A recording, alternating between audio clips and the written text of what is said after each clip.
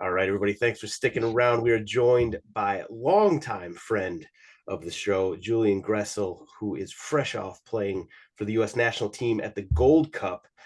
Thank you, for joining us again here, Gressel. How you feeling?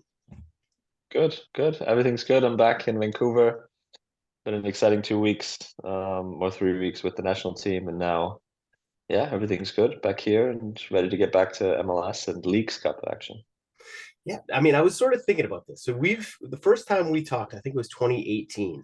And I was sort of just thinking about your career since then, and not just career, but kind of life. I don't know if you've had time to stop and sort of process it. But basically, this is what I had written down. So you were, coming off a rookie of the year season in Atlanta. I think you guys won the MLS Cup. I don't know if it was that season or the next season. My brain doesn't work very well.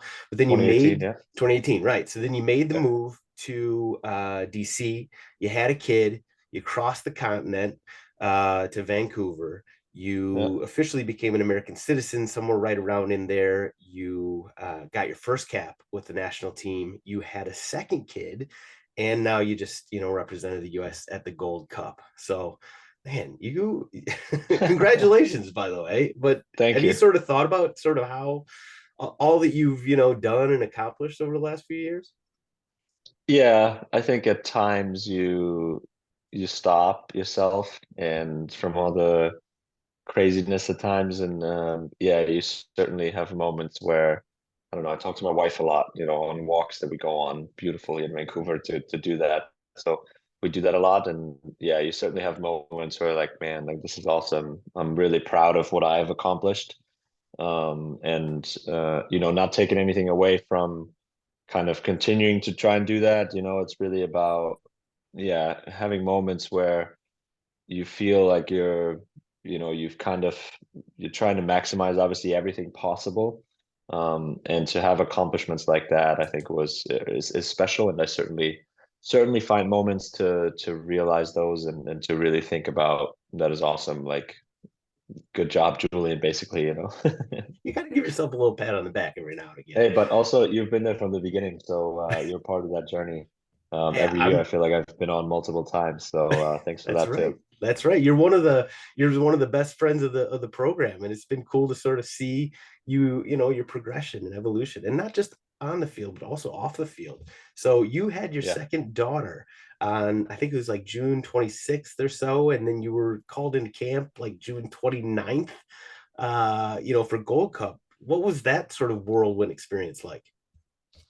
Yeah, it was a whirlwind. It was I obviously knew throughout the whole pregnancy basically that the due date is right at the Gold Cup and right at the beginning of it. So my wife knew, and we had a lot of discussions beforehand to see if I was going to go or if I was, basically going to decline the offer because of obviously this huge event. And she was like, no, this is too much of an opportunity for you to pass by. I obviously kind of wanted to go, didn't want to also miss the first few weeks with my daughter, but um, ultimately we made a decision together to say if I get the chance to represent the US in the Gold Cup, then she will support me and we will find a way for me to go. Yeah, so my daughter, decided to be late, 5 days, 4 days late. And we were always hoping that she could come early and I could be home a few days and then report when everybody else is reporting for the Gold Cup.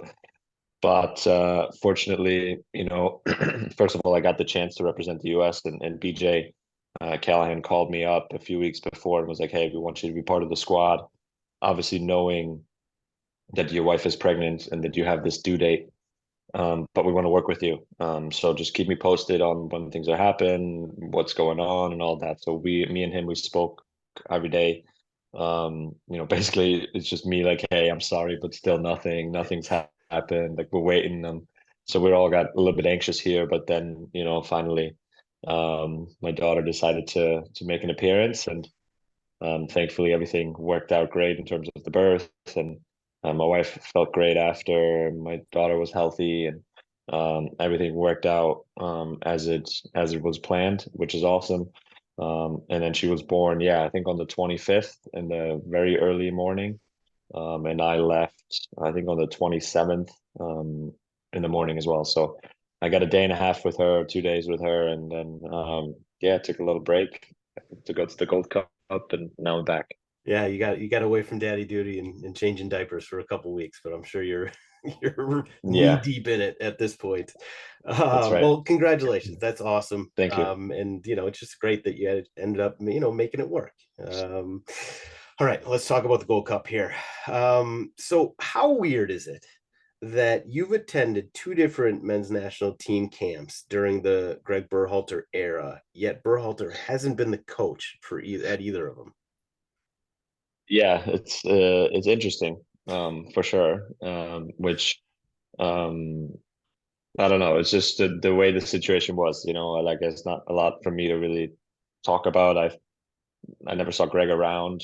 He wasn't there at the Gold Cup now, and obviously, um, I think he was a guy that they did well in the last cycle.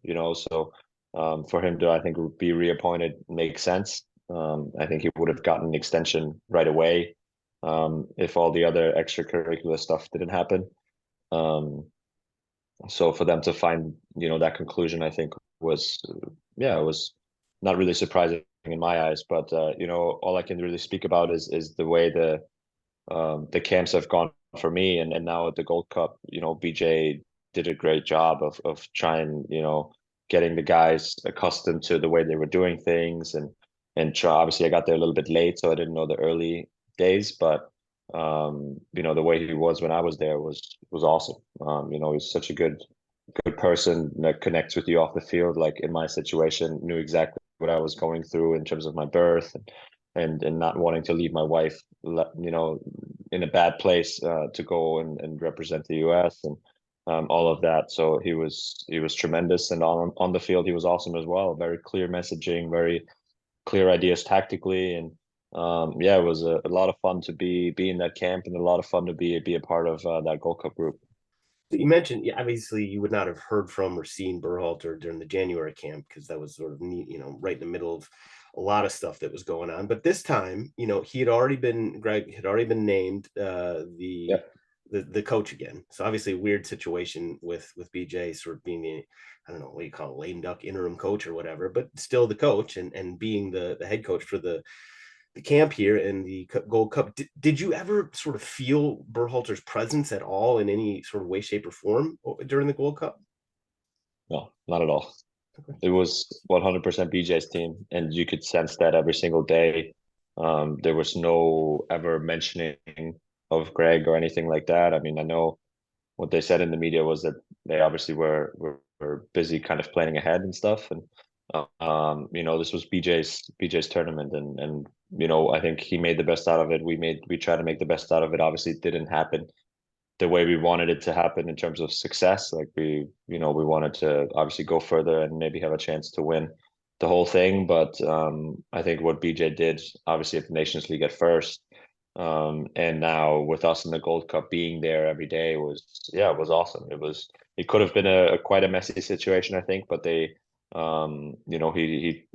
really made that quite easy for us as players, and super simple to kind of handle and deal with. So what when you got there, which would have been a little bit late, what were the vibes like in the camp among the players? Was it like were people more nervous because there were a lot of new faces there, or were kind of people sort of I don't know, getting to know each other, or was it like everybody was fast friends and everybody was on the same page? It's just sort of what were the vibes like?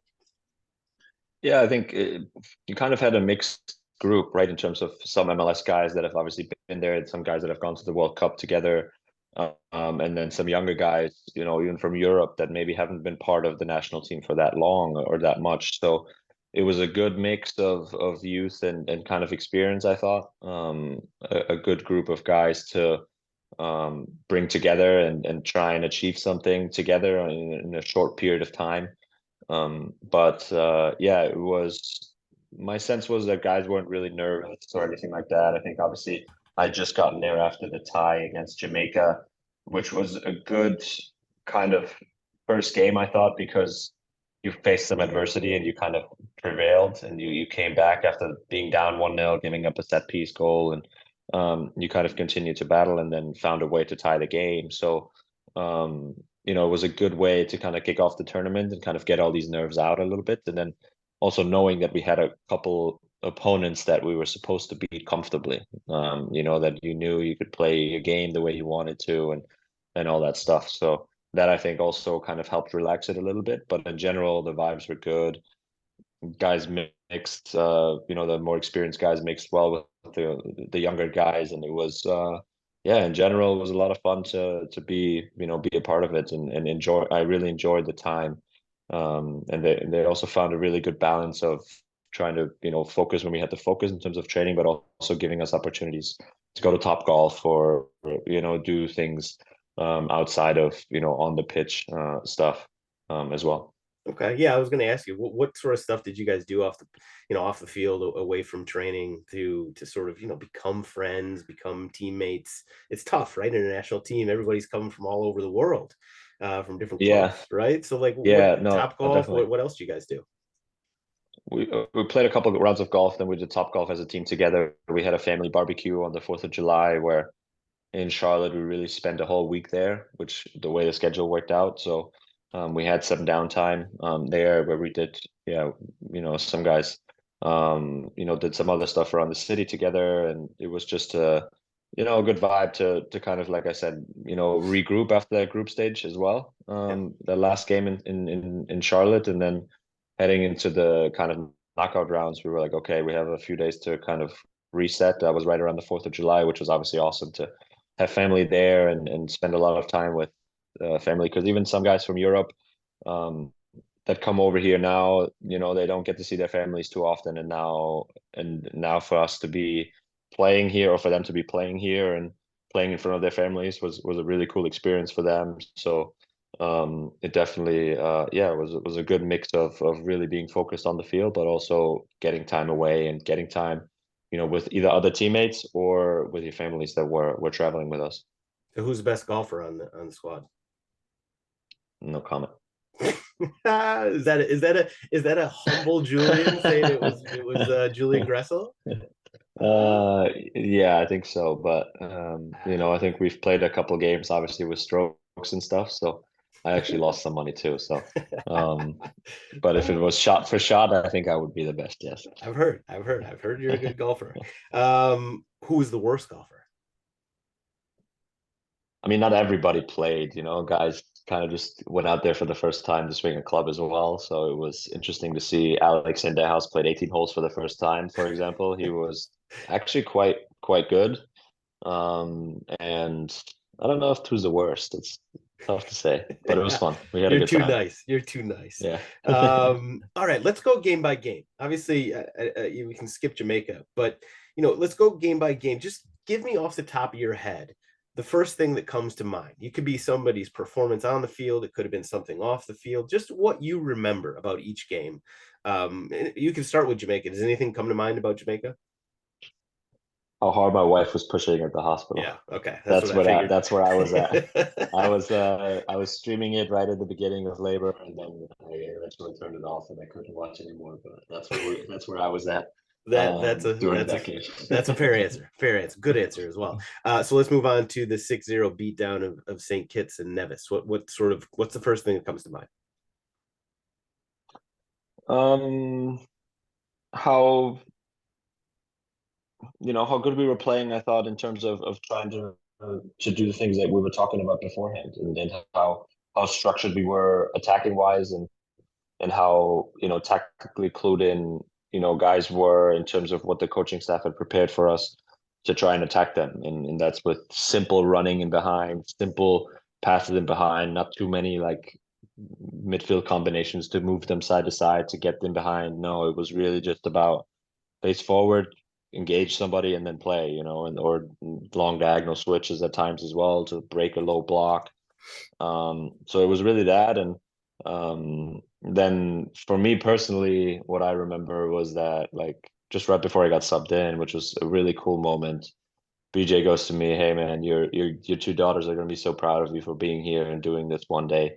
And then all I could think about was my wife back home and obviously my two daughters. So it was a very emotional moment in that sense, for me personally. Nice. Well done, BJ. He Yeah, knows how to get the sort of get you yeah, locked in and get you absolutely. clued in. All right, Yeah. 6-0 spanking of Trinidad and Tobago. Yeah, that was, I thought, a performance that kind of validated, that we have the quality and that we can, play and score goals and be, you know, a very good team and a team that you can get on a roll um, to be dangerous in the knockout rounds. Obviously, like I said before, we're a team that we hadn't played a ton together. So you could maybe see that against Jamaica. You could, maybe see that throughout those times as well. But there was a clear idea behind everything, and we executed. And I think what sticks out obviously is Jesus Ferreira with a back-to-back, hat trick. Unbelievable player, and his touches are so clean in the box, gets his shots off so quickly, doesn't use too much power, just enough and just the right placement. That combination I think is great, and yeah, he has such a high ceiling, I think, and such a big talent. Where in that game that stood out, and yeah, ultimately it was nice because a lot of guys got to contribute that game as well. Obviously Jesus scored a hat trick back to back, but I think you had Kate Cowell come off the bench score.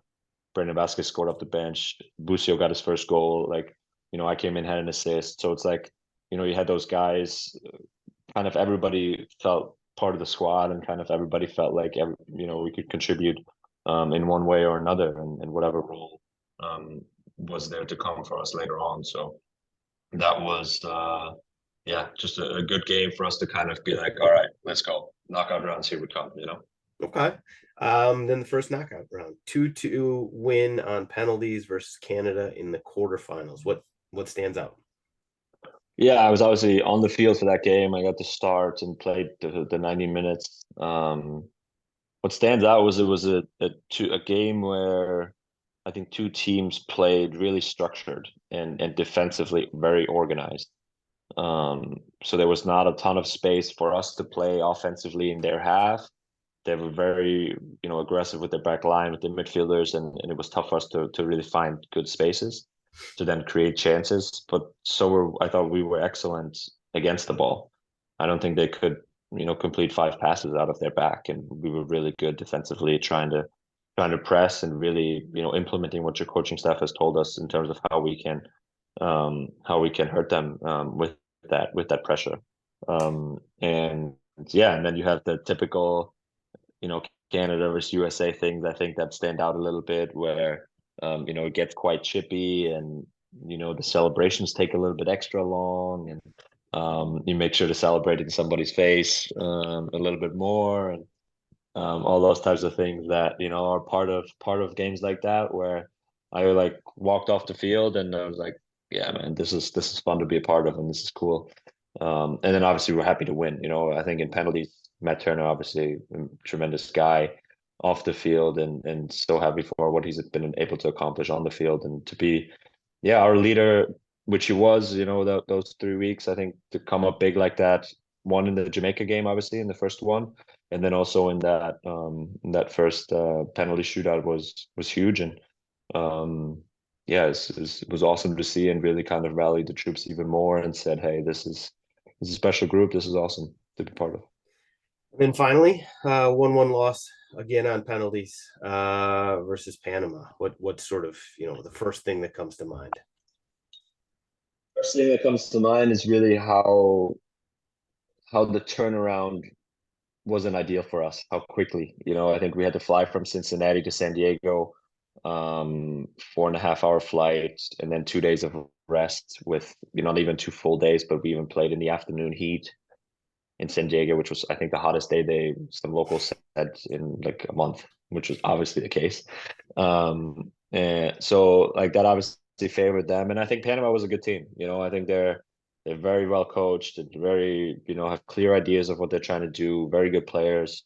So we knew it was going to be tough, and ultimately, I thought the first half we suffered quite a bit, but then kind of found our way, and maybe could have come away with one or two, yeah, 1 or 2 goals in the end. But for us to then go into overtime again and go down a goal and then come back and be relentless, and not stopping and really continuing to be intense, and everybody that's coming in is trying to, make a push and trying to get this game back to, to equal terms, which we ultimately did, is was great. So the togetherness, the camaraderie, the willingness to work, the sacrifices that each guy made, I think was tremendous, and really speaks to, I think, what this whole player pool is about, and what this whole, national team program has been about, for the last 3 4 years, and that is great to see, is great to experience that in person, and I think should give fans a lot of confidence of, okay, this is going to continue this way, and that stuff won't change moving forward, no matter who is called in, no matter who, gets their first call up, gets their 100th call up, whatever. This is what it is now. This is the standard. And I think those, you can really see those in the, not just the Panama game, but also the Canada game and the games before. And that is something that, I think was pretty cool to see, to have such a different group of guys come together and really take on that identity right away without any hesitation and without any time to adjust or anything. No, we were the US men's national team, the same one that had won the Nations League. Yeah, we obviously didn't win it, unfortunately, in the penalties, but yeah, that was kind of, I think, the long answer, the one thing, I guess. But you can see there's so many layers to it all, and it was such a nice experience to kind of really feel that. That works. That works.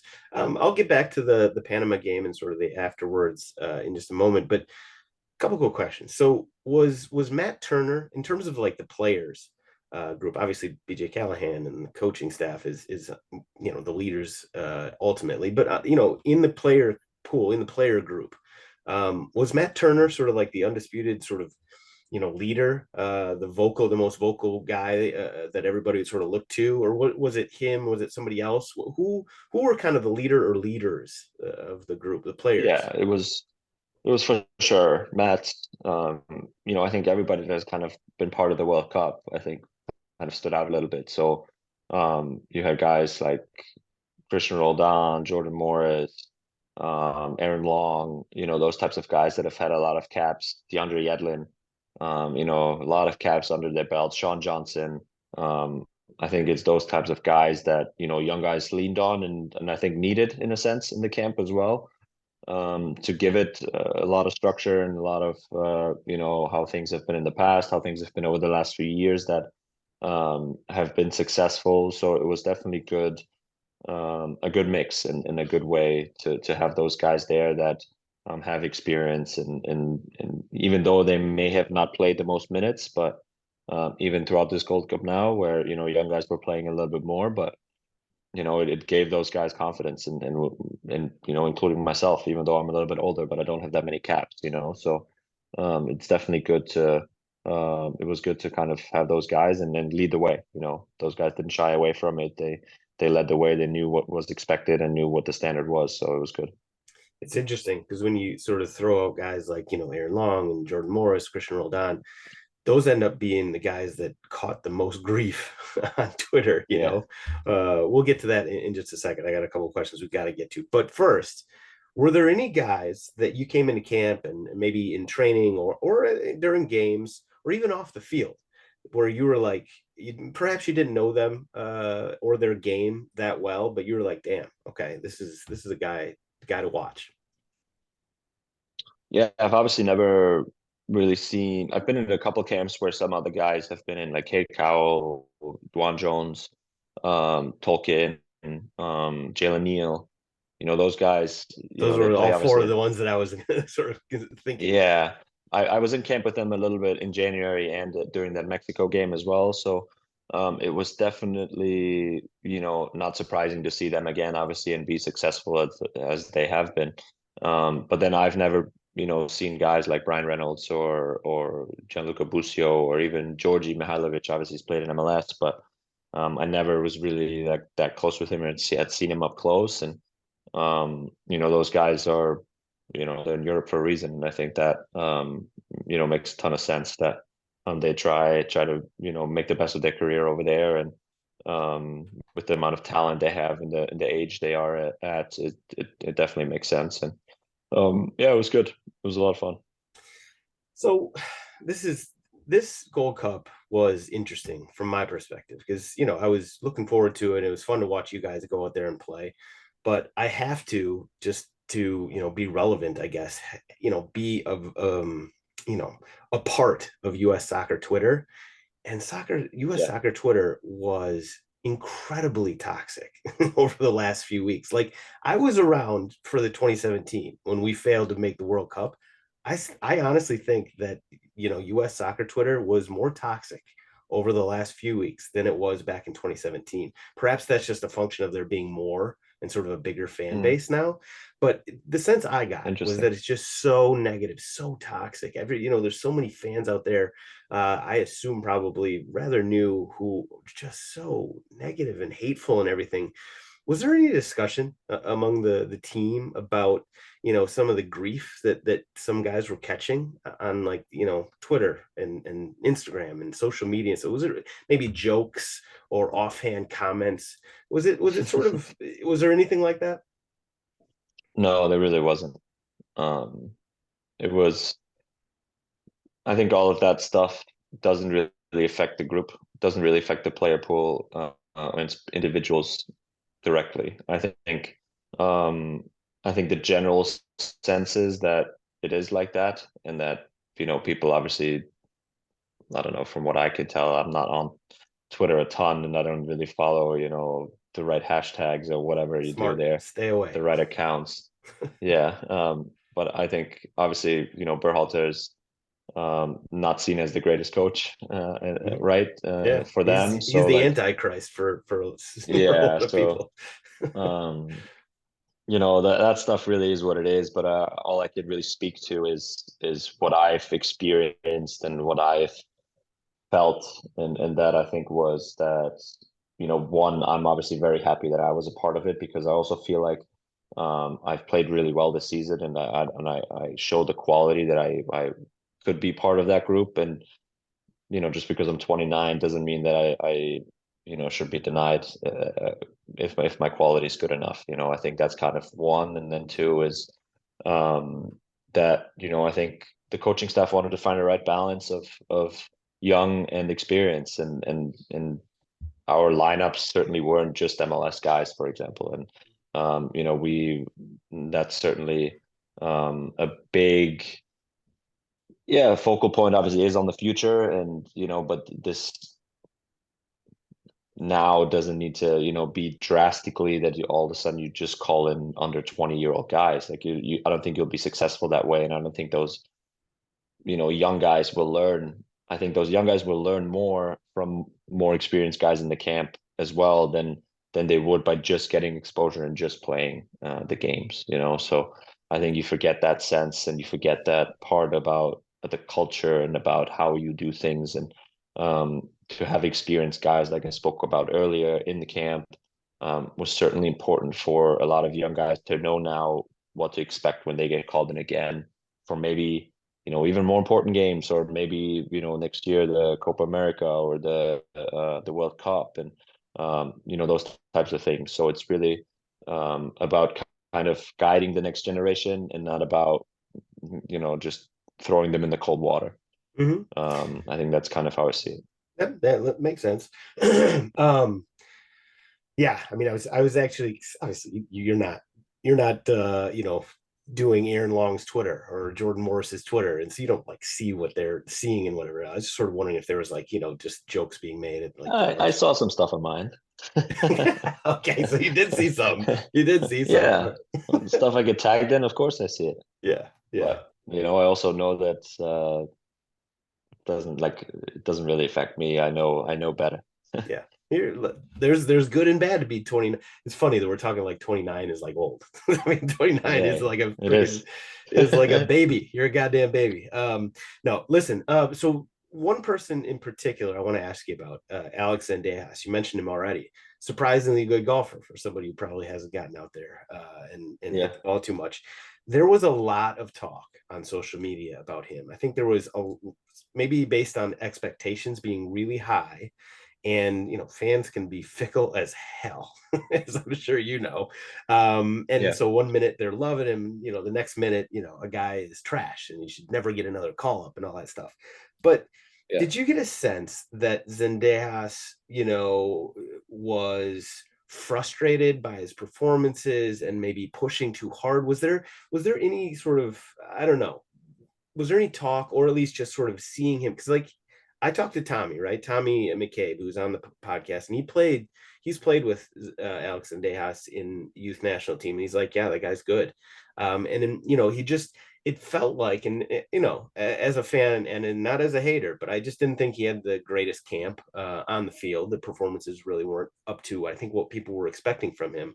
Did it feel Yeah. like he was pushing, at practice, and sort of, or maybe frustrated by what was going on at all?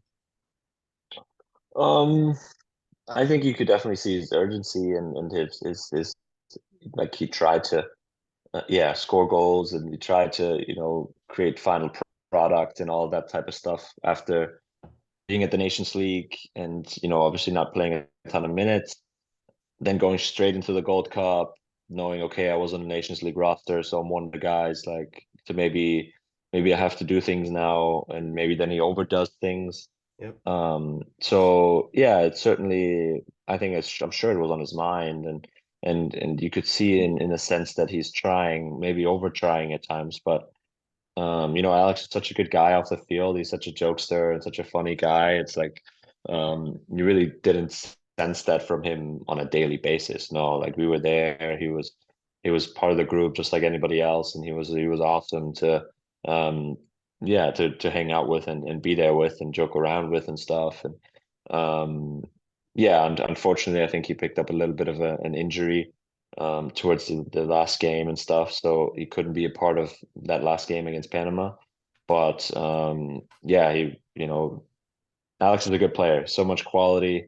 And I think it was just a difficult situation after also being on the road for a very long time. I think he was obviously within in camp since the Nations League, since they first started training, which was I think a week before that first game. So he had been there for quite a bit, and it takes a little bit of a toll in that sense as well. And then when things aren't going 100% in the way you want it to go on the field, it just magnifies it a little bit too much. And um, he'll be a big part of the national team. I think moving forward, he'll show his quality again at his club. I have no doubt, and then for the national team as well. So he wasn't sulking in the car. He was still just the same guy. Yeah, absolutely. Okay. Yeah, yeah. Man, that's good to No, hear. no, no, no, no issues at all. Now BJ Callahan. So I mean, we talked about it before. He was kind of in a weird position, right? Where Berhalter was renamed, I guess, coach. His predecessor became his successor, while all this was going on. What did he say to you guys after the Panama game? He was just, he was obviously disappointed, and he said you guys should be disappointed too.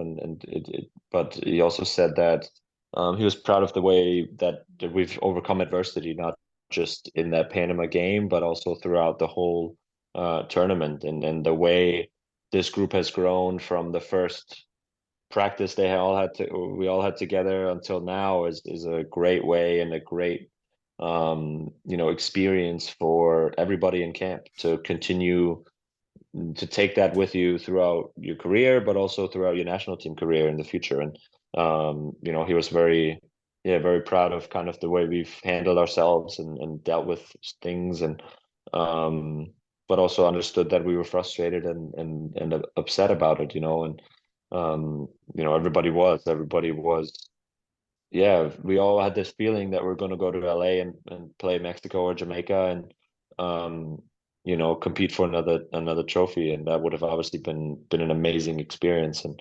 that's where we were all kind of upset and disappointed, obviously. But BJ was very understanding with his words, and but obviously saw the process of a whole thing of what it was, and I think put it in perspective for a lot of guys. Okay. So now quickly we'll wrap this up with rapid fire. Just got a couple Okay. random questions for you. Now you stepped up and converted what I called a big boy penalty against Panama. You just stepped up and slammed it home. Uh, Yeah. did you know where you were going the whole time? Or did you get any like tips from anybody on what you should do? No, I knew probably the day before where I was gonna go. Um, yeah, so I was always gonna go down the middle. Somewhat down the middle. I didn't put it right down the middle, which actually thank God the keeper went the other way. But yeah, I was gonna go hard and high in the middle of the goal, just because that's where I had been practicing it, and that's where I converted one penalty earlier in the year in the Canadian Championship game, I think, with Vancouver, and I just felt comfortable going there. So yeah. Hey, it worked. Was there anything said in the locker room after the Panama game about Matt Miazga getting in the Panamanian guy's face after his penalty and before the Panama guy's penalty? Do you guys talk about that at all? Um, I don't know about individual talks from the coaching staff to Matt, but I think that was something we had said to him immediately as he came back to not do. And, that's kind of not what I don't think that's what this program's about, and kind of what we want to be perceived as. So obviously Matt, wanted to win, and he wanted to have the guy miss and all of that. So obviously his intentions were great, but I think he understood right after that it wasn't something that, was great. But Matt's being Matt, and in the moment it was a little bit funny, I guess, but at the same time, something that Yeah. I don't think is seen as the greatest sportsmanship thing. There's a line there, and he definitely was towing Yeah. the line, which is not the first time, Yeah, right? I mean, that's that's right. So, I don't know if some older guys spoke with him or the coaching staff or not, but I think as he came back to us, we were like, "Hey, man, like that, come on," too much, a and he little too understood. much. So all good, all good. Yeah, yeah. All right. Most important question I've asked you all day here. Harry Kane, is he going to end up at Bayern? I mean, for Bayern's sake, I hope so. They need a center forward, and So does yeah, Tottenham, I God hope damn it. so. That's true. Is Oh, Tottenham going to win the league without him, or are they just going to be fourth listen, we're without not him, going to win the like league always? with or without him. We both know that, but as long as we finish ahead of Arsenal, Uh, uh, that's funny. gosh, I don't even want to talk about it. I don't even know why I brought that up. I like get a couple months where I don't even have to worry about Tottenham, and here I am just Yeah, sort of so bringing it up. don't, I know, stupid me. don't. Listen, that's all I got. Thank you, Mr. Gressel, Herr Awesome. Gressel, for gracing us again. Best of luck, obviously, the rest of the way with Vancouver. Not to mention as being a two-time girl dad. And if you have any questions about how to handle certain situations, don't call me because I don't know what the fuck I'm doing either. Sounds good. I But, won't. but yeah, please don't. I have no idea. But no, best of luck. Thank you as always, and hopefully you'll come on again before too long. Sounds good. As always, you know how to reach me, so I appreciate you. You're always reaching out. So thank you so much. Absolutely, my I'll pleasure. talk to you Appreciate guys it, soon. Julian. Cheers, bro.